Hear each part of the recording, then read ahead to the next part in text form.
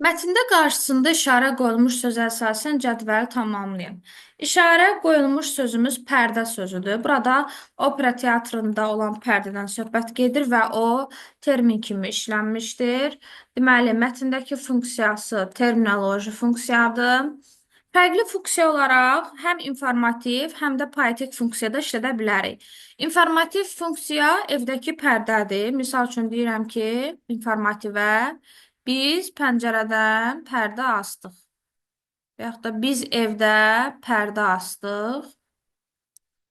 Poetik funksiyada da işlətmək mümkündür. Məcazi mənada işlədəcəyik. Məsələn, deyirəm ki, ə, onunla mənim aramda pərdə var.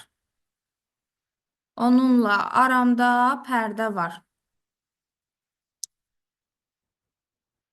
Söhbət görünən pərdədən getmir.